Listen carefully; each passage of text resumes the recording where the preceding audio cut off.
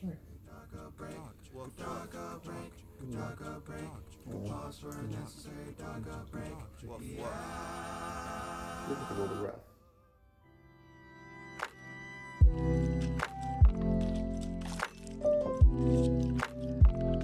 Heyo, I'm Brian, and I'm back with the second part to this Ron Brown Ultimate Guide I got going on here.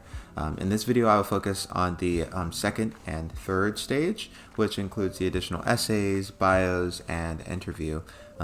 Hopefully, I can offer enough about my experience to help you better prepare for yours.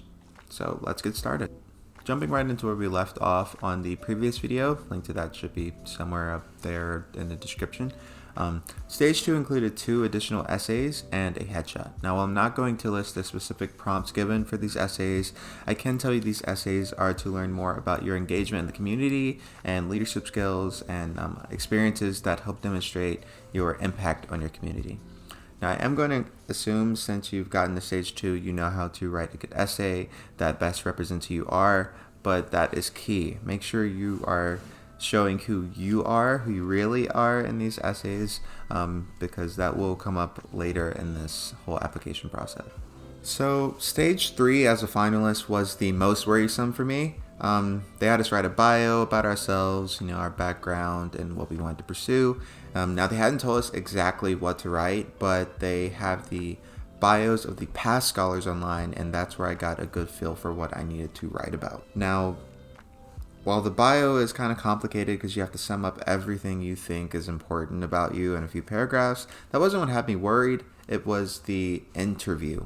Now, this was later in my high school career, so I had done a few interviews before this one for scholarships for colleges, and I had a few more to go, but this is definitely one of the most intense ones.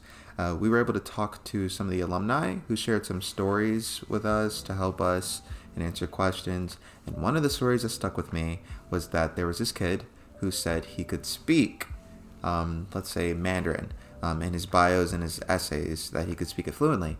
And when he got to the actual interview, you'll never guess who was there. It was someone who could speak Mandarin fluently to conduct the interview, or at least the first part of the interview. And because he lied and actually couldn't speak Mandarin, it didn't go too well for him. So definitely be true to who you are in your bios and your essays and all that material, because it will come back to haunt you if you lie. Also, with the interview, there will be most likely more than one interviewer interviewing you, and for me it was 3. I don't know if this is consistent every year, but I had 3 people in my interview. I personally took 2 years of German, and I did competitions, I got medals for it, and I dropped it in my bio, like the awards and honors and my experience, but I didn't go as far to say I was fluent. However, 3 minutes into my interview, or about 3 minutes, one of the interviewers goes, "Hallo, guten Tag, bist du bereit für ein Auswahlgespräch?" And I went into panic mode. I knew it was going to happen because of the stories the alumni told me, and I kind of had a feel for it, so I wouldn't be caught off guard.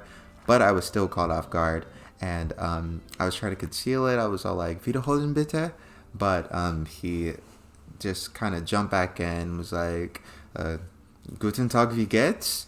And I picked up on it, and I think I did well. But if you are going to say you speak or have studied a language, definitely be ready to show off your commitment to that.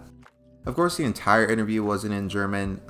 It felt like the interviewers were handpicked, catered to my interests, and so we were able to go deeper into when I was talking about biomedical engineering and signal processing. They were able to pick up on that, and so that was definitely the good part about the interview. I was actually able to talk about my interests. They also had more questions centered towards what I actually wrote about.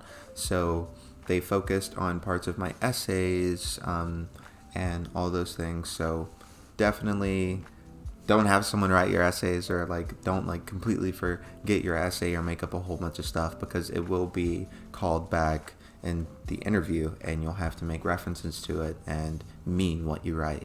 Overall, the interview lasted 50 minutes, at max an hour. At what point I can remember Mr. Mallory, who's the executive president over the whole entire Ron Brown program, and he kind of like sat in and watched, and it was a little awkward, but yeah, after the interview, it's pretty much smooth sailing from there. Pretty much just waiting for your results. And I wish the best of luck to you all out there if you're waiting for yours right now. But that pretty much concludes all you need to know about the Ron Brown Scholarship Program. Thanks for watching. See ya.